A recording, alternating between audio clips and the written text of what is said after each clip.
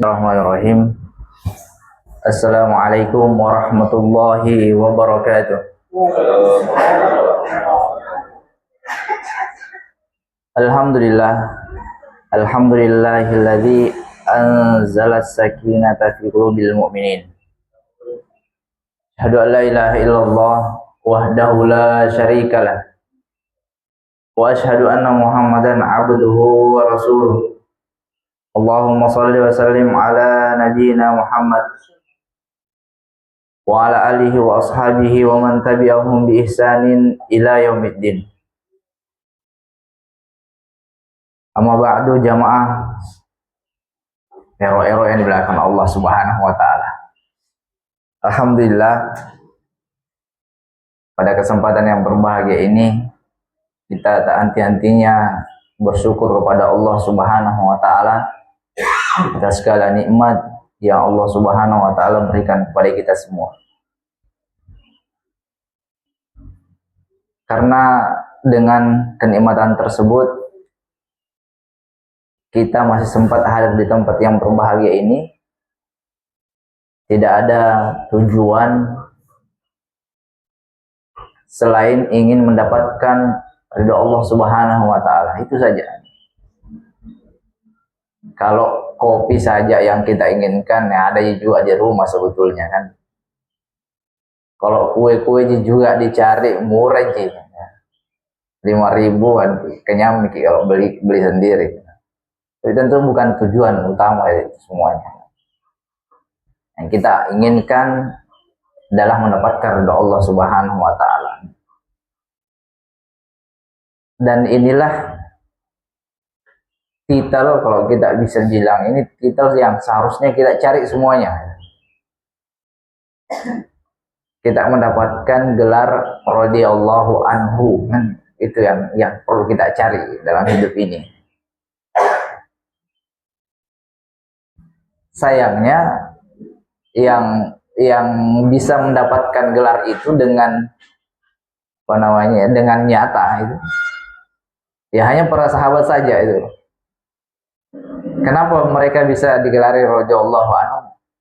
Mudah-mudahan Allah meridhoinya. Kenapa? Karena ada jaminan mereka.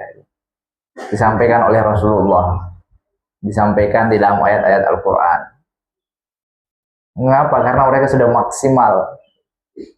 Mereka sudah maksimalkan seluruh potensinya untuk beribadah kepada Allah Subhanahu wa taala. Mereka semuanya sudah mengorbankan seluruhnya untuk Allah Subhanahu wa taala. Maka pantas mereka mendapatkan gelar. Namun tidak menutup kemungkinan ya kita juga, walaupun tidak ada jaminan tadi, tidak ada yang menyampaikan bahwa kita sudah mendapatkan ridha Allah, tidak ada yang menjamin bahwa kita mendapatkan jaminan surga, maka tetap itu menjadi tujuan hidup kita. Ridhallahi goyatun, kan begitu. Ridho Allah itulah yang merupakan cita-cita, tujuan hidup kita. Waridon nas goyatun la tudrak. Adapun ridhonya manusia, sebuah tujuan yang tidak akan pernah tercapai. Jadi kalau kita mengejar bagaimana supaya orang suka ke kita, itu tidak akan ada selesainya, Pak, itu. Ya. Itu betapa capeknya kehidupan kita ini, betapa capeknya kehidupan ini kita habiskan untuk memoles diri kita bagaimana untuk untuk disukai oleh manusia, untuk diridhoi manusia, dan itu perbuatan yang sangat menguras tenaga dan tidak ada ujung-ujungnya. Goyatun la tudrak. Sesuatu yang tidak bisa dicapai. Manusia kalau dicari ridhonya itulah kehancuran yang nyata itu. Maka sekali lagi, apapun dalam hidup ini, yang inti tujuan daripadanya adalah untuk ridha Allah Subhanahu wa taala, termasuk kajian kita ini. Ya, mudah-mudahan Allah Subhanahu wa taala memberikan keistiqomahan kepada kita semua. Amin. Kemudian selanjutnya, Alhamdulillah Allah Subhanahu wa taala, kita salawat serta taslim kita aturkan kepada baginda Nabiullah Muhammad sallallahu alaihi wasallam.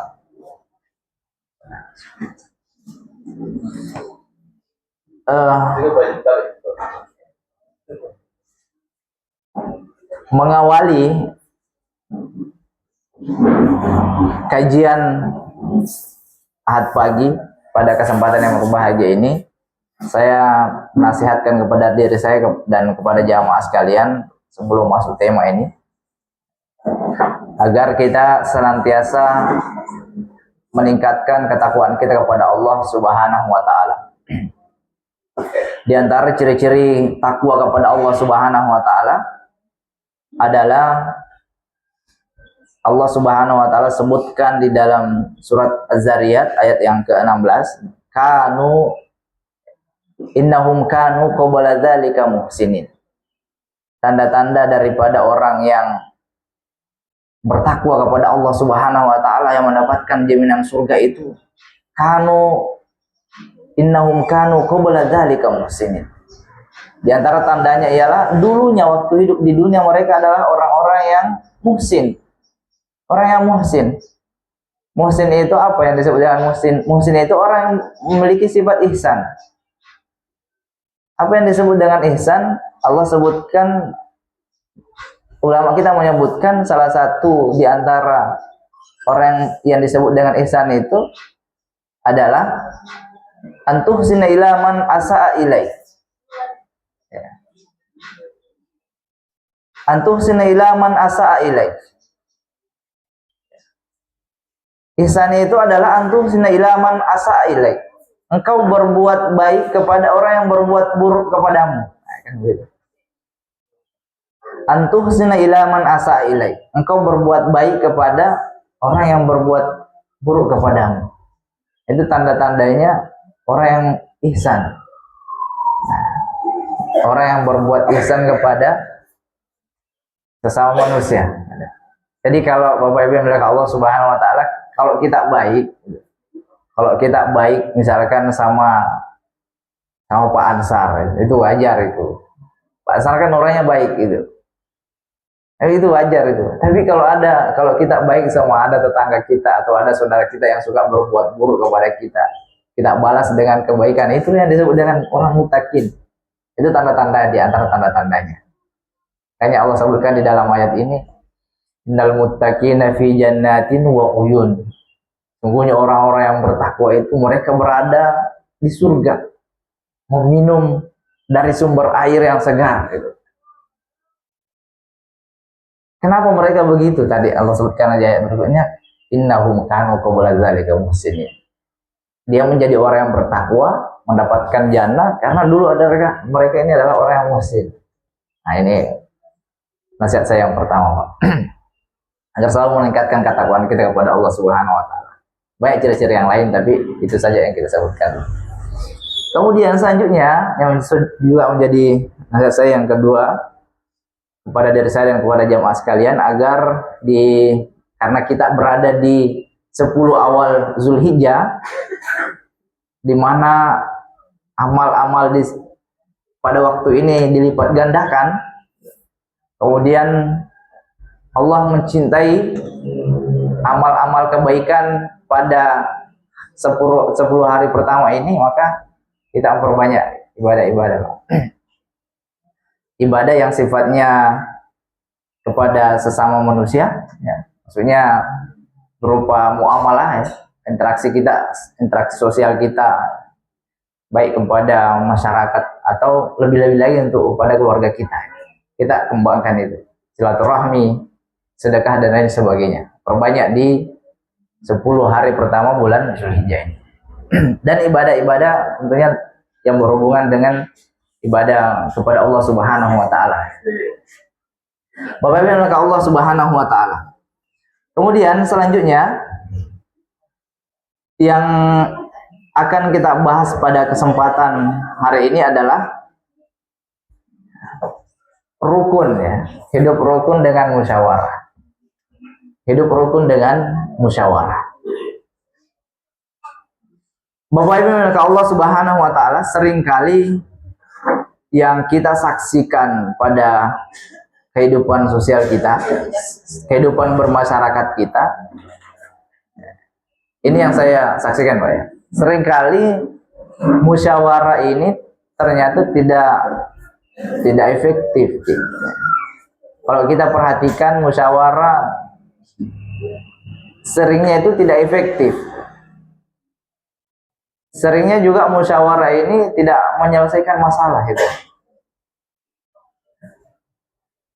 Dan padahal musyawarah ini adalah satu di antara ibadah, ya, satu di antara ibadah yang Allah Subhanahu wa taala sebutkan di dalam Al-Qur'an.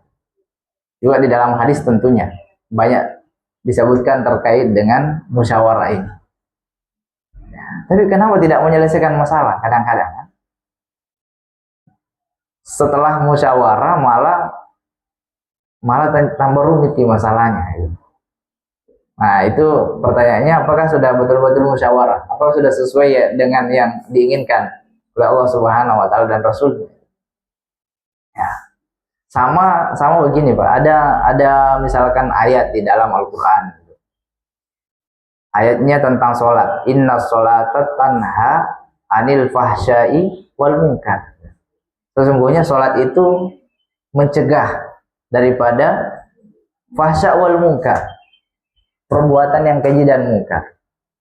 Tapi ada orang yang sholat, tapi perbuatan kejinya masih terus berjalan juga. Perbuatan mungkarnya masih terus berjalan juga. Lidahnya masih tajam kepada saudaranya. Tingkah lakunya masih suka menyakiti orang lain. Tapi sholatnya rajin juga, bahkan 5 waktu di masjid. Nah, apakah ayatnya disalahkan? Ternyata berarti ayatnya tidak sesuai. Buktinya ada orang yang sholat tapi kemungkarannya berjalan. Apa yang salah di situ? Nah, bukan ayatnya yang salah. Berarti sholatnya yang salah. Orang yang melaksanakan sholat tidak ada efeknya pada dirinya. Tidak ada efek sholat pada dirinya berupa tadi dia bisa mampu mencegah dirinya daripada kemungkaran. Nah, berarti itu ada yang salah. Ada sholatnya yang salah berarti. Ada mungkin keliru kah? Adakah mungkin yang menjadikannya tidak sah itu? Atau mungkin kurang khusyuk, atau kurang baiklah sholatnya. Tujuan sholatnya barangkali bukan karena Allah Subhanahu wa taala, akan tetapi sekedar rutinitas saja dan sebagainya. Perlu diperbaiki. Sama dengan ini tadi. Apabila musyawarah ini tidak berefek kepada kehidupan sosial kita, di organisasi kita, di masjid kita, di masyarakat kita, kalau ini tidak berefek, yang salah barangkali itu musyawarahnya itu yang salah. Bapak Ibu yang Allah Subhanahu wa taala. Saking mulianya namanya musyawarah ini, sampai-sampai Allah Subhanahu wa taala menyebutkan dalam Al-Qur'an itu, menamai salah satu surat itu dengan surat Asy-Syura. Surat Asy-Syura itu namanya artinya adalah musyawarah. Asy-Syura. Jadi salah satu surat di dalam Al-Qur'an namanya adalah Asy-Syura, musyawarah. Kenapa? Karena di dalam surat ini ada menyebutkan satu terkait dengan musyawarah ini. Ya. Bapak Ibu yang Allah Subhanahu wa taala. Terkait dengan surah ini, surat Asy-Syura yang tadi, Allah Subhanahu wa taala sebagaimana dalam surat ayat yang ke-38, Allah Subhanahu wa taala berfirman, "Walladzina istajabu li rabbihim wa aqamus salata wa amruhum syura bainahum wa mimma razaqnahum yunfikun." Dan bagi orang-orang yang mematuhi seruan Tuhannya, wa aqamus salata, kemudian ia mendirikan salat, wa amruhum syura bainahum, kemudian dia memutuskan dengan musyawarah permasalahan di antara mereka. Wa mimma razzaqnahum yunfikun, dan sebagian daripada hartanya diinfakkan di jalan Allah Subhanahu wa taala. Nah, di sini ayat ini berbicara terkait dengan tanda-tanda orang beriman. Jadi sebelum ayat ini, ayat sebelumnya ini berbicara terkait dengan orang beriman. Allah sebutkan tanda-tandanya orang beriman, mereka yang mematuhi perintah Allah Subhanahu wa taala, mereka yang mendirikan sholat. Nah, selanjutnya Allah sebutkan orang beriman itu di antara tanda-tandanya adalah wa amruhum syura bainahum. Mereka memutuskan perkara dengan bermusyawarah. Mereka memutuskan permasalahan dengan bermusyawarah. Jadi ini tanda-tandanya orang beriman, Pak. Sebutkan di dalam ayat ini. Dan sebagian daripada hartanya diinfakkan di jalan Allah Subhanahu wa taala. Bapak Ibu yang Allah Subhanahu wa taala. Nah, bagaimana modelnya musyawarah yang diinginkan oleh Allah Subhanahu wa taala? Musyawarah itu berbeda dengan demokrasi, Pak. Demokrasi itu kan lebih kepada memilih suara terbanyak. Jadi semua masyarakat dilibatkan dan dipilih yang paling banyak itu. Jadi tidak ada beda itu antara orang yang berilmu dan yang tidak berilmu. Bahkan kalau mungkin dimasukkan suaranya orang yang kurang akal itu, orang gila bisa juga dimasukkan itu untuk supaya banyak suaranya ya. Nah, itu bedanya demokrasi itu. Jadi yang banyak suaranya itu yang dipilih, tidak peduli yang memilih ini orang yang kurang pendidikan itu, tidak peduli. Yang penting banyak gitu. Kan begitu. Nah, bagaimana dengan musyawarah ini bedanya? Bedanya paling mendasar di situ, Pak. Tidak perhatikan ketika bermusyawarah ini diperhatikan. Sedangkan musyawarah prinsipnya tidak memilih yang banyak itu, tapi memilih yang paling dekat dengan kebenaran. Bagaimana menentukan yang paling dekat dengan kebenaran? Nah, itu adalah kembali kepada Al-Quran dan As-Sunnah. Pasti begitu. Jadi ketika memutuskan sebuah perkara, kita melihat dulu. Nah, kita melihat ketika bermusyawarah tadi, kita melihat mana yang paling dekat pada Al-Quran dan As-Sunnah. Farduhi ilallahi war rasul, maka dikembalikan kepada Allah Subhanahu wa taala dan Rasul setiap permasalahan yang ada. Jadi dia membutuhkan membutuhkan orang yang memang pandai dalam hal itu.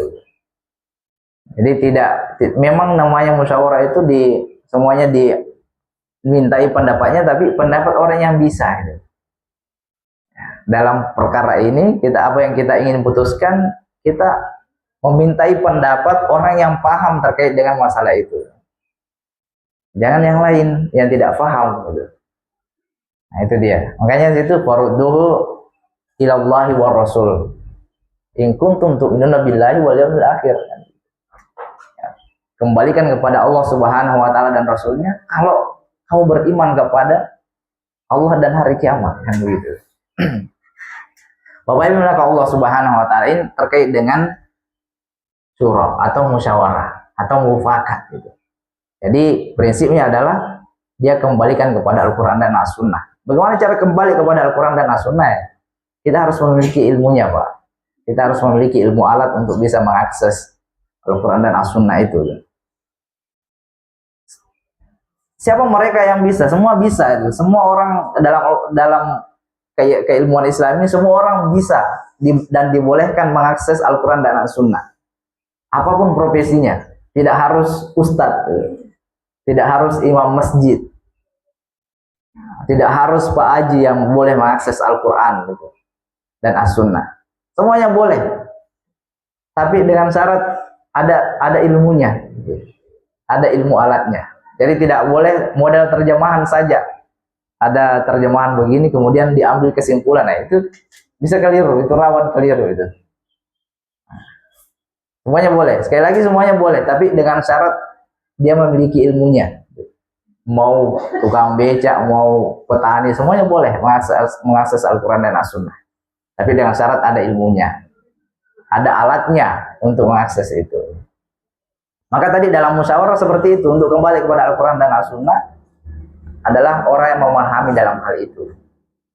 Allah Subhanahu wa Ta'ala. Terkait dengan musyawarah ini, sekali lagi terkait dengan musyawarah ini, kita bisa melihat bagaimana prakteknya di zaman Rasulullah Shallallahu Alaihi Wasallam. Jadi salah satu contoh daripada musyawarah ini ada setidaknya ada dua, ya, setidaknya ada dua dalam kehidupan Rasulullah Shallallahu Alaihi Wasallam. Yang pertama adalah terkait dengan salah satu perang, ada namanya perang Badar.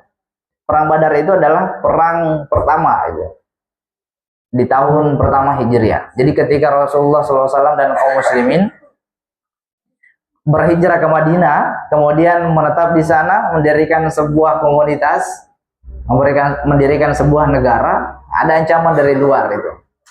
Ada ancaman dari luar. Biasalah, umumnya begitu biasanya. Kalau ada negara baru, pasti ada ancaman dari luar itu. Maka terjadi yang namanya perang Badar. Jadi ketika terjadi perang Badar ini, Rasulullah bermusyawarah kepada para sahabat. Berarti kalau bermusyawarah ini sesuatu yang tidak ada, yang belum dijelaskan, Pak, ya, belum dijelaskan dalam Al-Quran dan As-Sunnah, berarti kan. Jadi butuh dimusyawarahkan, persoalan umum yang butuh dimusyawarahkan, persoalan dunia. Tapi kalau sudah ada aturan dalam Al-Quran, tidak boleh lagi, tidak perlu lagi dimusyawarahkan. Terkait dengan udhiyah, terkait dengan sholat, puasa, sudah ada itu tertulis itu aturan-aturannya.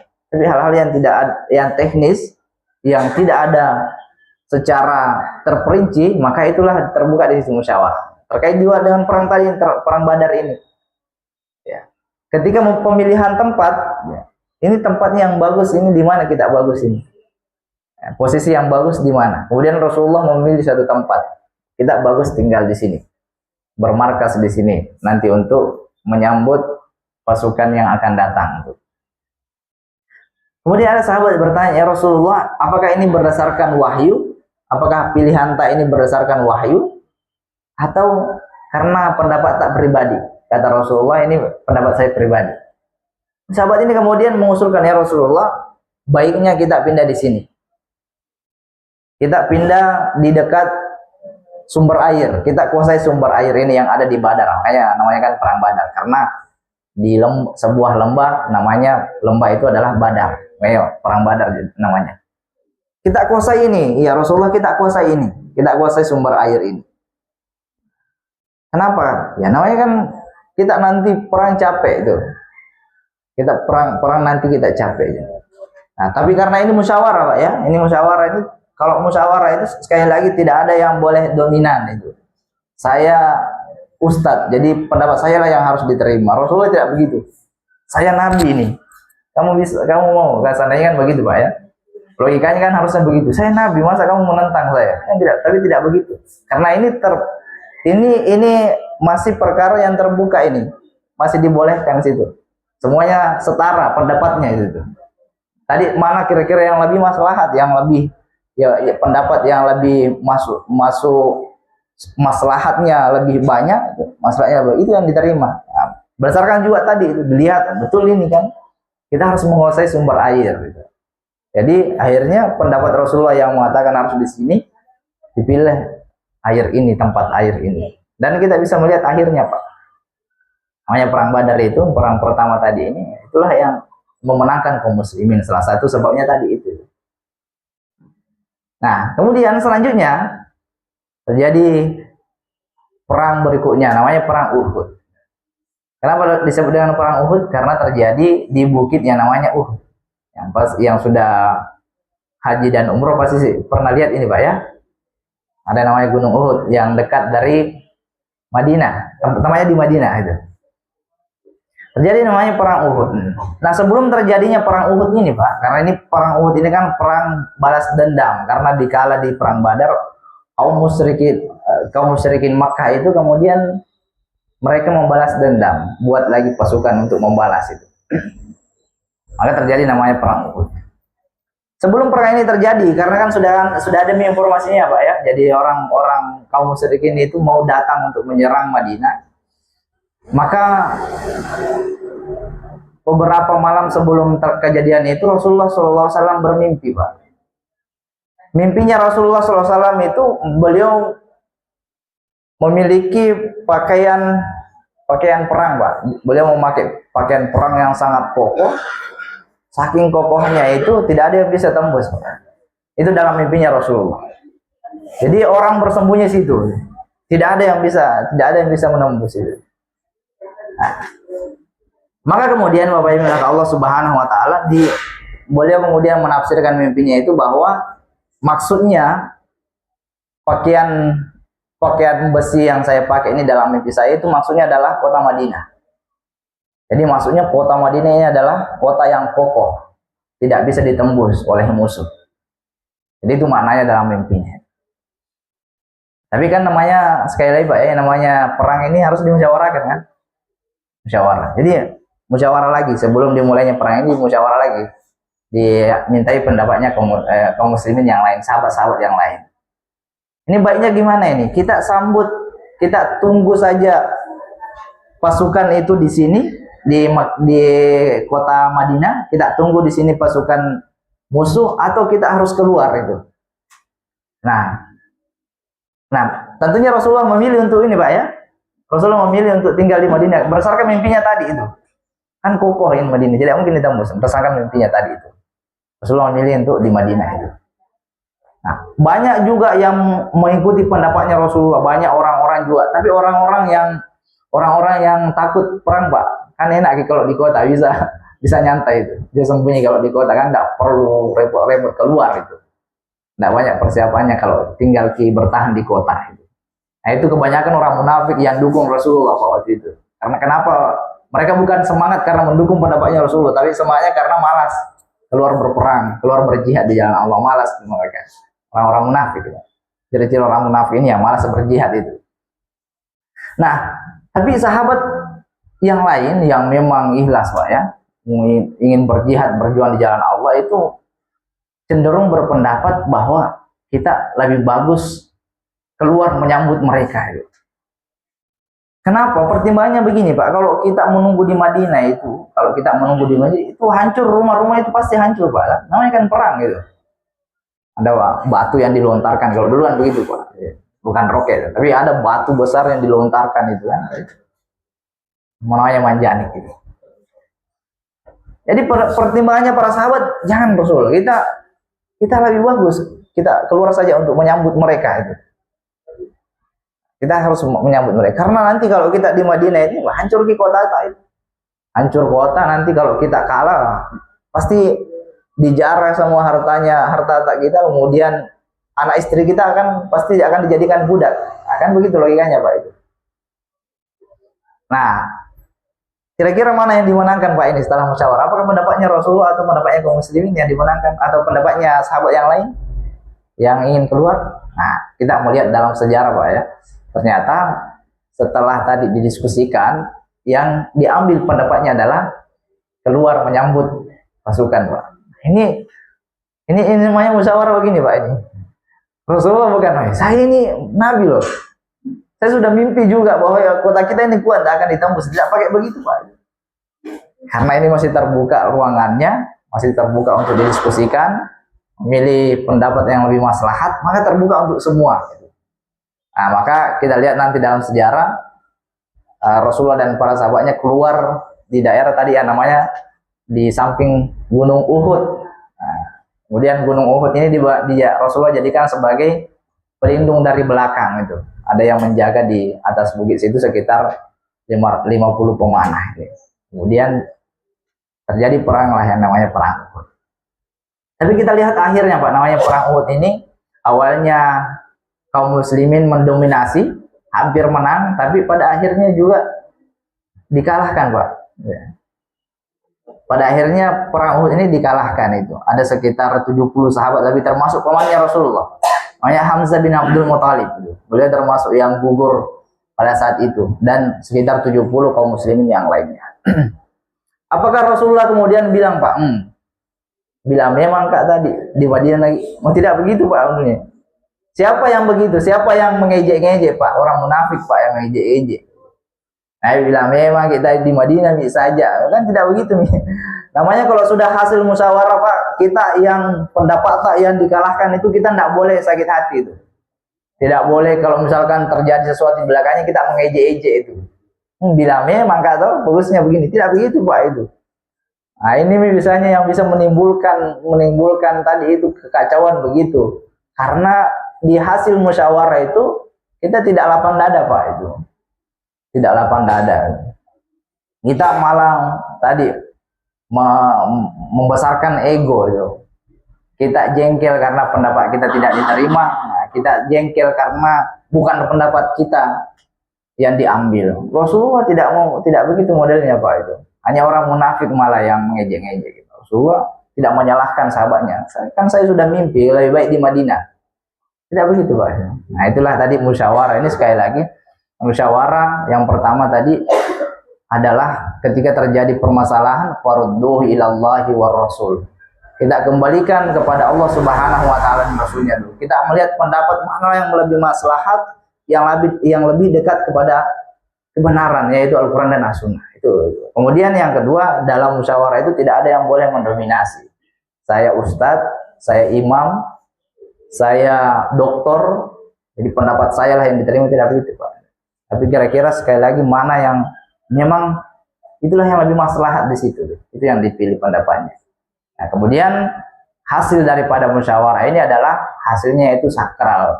Kita tidak boleh lagi buat gerakan baru, buat lagi musyawarah kecil-kecil yang tidak setuju untuk melawan yang sudah disepakati. Wah, itu sampai kacau Pak, bukan lagi musyawarah namanya itu tadi. Atau mungkin tadi ketika musyawarah hanya dipilih pendapat yang banyak yang suka ini, banyak yang suka itu. Jangan, bahaya kalau begitu Pak itu. Karena kadang-kadang kebanyakan manusia itu hanya mengikuti keinginannya, bukan mengikuti ilmu, tapi mengikuti keinginannya. Maka bahaya, perlu juga dipilih. Kapan bisa dipakai itu suara terbanyak itu ketika kita misalkan ini pendapat yang bagus semua ini. Ada 3 pendapat, semuanya bagus semua. Semuanya berdasarkan Al-Quran dan As-Sunnah, yang lebih dekat kepada Al-Quran dan As-Sunnah. Yang pilih pun orang-orang ahli. Nah, baru nanti dipilih situ. Dari pendapat sekian ini mana yang lebih banyak. Dalam fikih pun ada yang begitu biasanya. Ada disebut dengan pendapat jumhur, pendapat mayoritas ulama begini.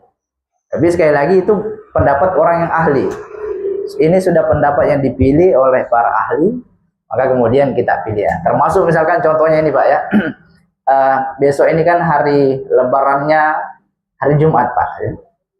Nah, kan ada pendapat itu. Bagaimana kalau hari Jumat?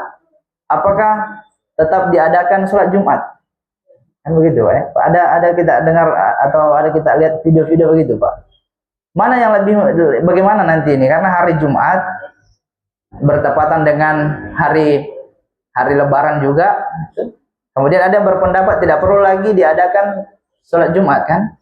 Nah, bagaimana itu? Nah, itu pendapat kedua Pak itu. Nah, ada yang berpendapat bahwa tidak perlu lagi jatuh kewajiban sholat Jumat. Jadi nanti kita tinggal sholat duhur saja. Kenapa? Karena kan tujuannya daripada sholat Jumat, kemudian sholat Id itu untuk mengumpulkan manusia, untuk mengumpulkan jamaah. Kan? Sedangkan sudah diadakan ini di khutbah, di idul di lebarannya ini sudah diadakan. Makanya nanti tidak perlu lagi Jumatnya. Ada berpendapat begitu Pak. Tapi ada juga yang berpendapat bahwa tidak jatuh kewajibannya. Sholat Idul Adha ini kan, atau sholat Idul Fitri ini kan hukumnya sunnah kan. Sedangkan sholat Jumat ini hukumnya wajib.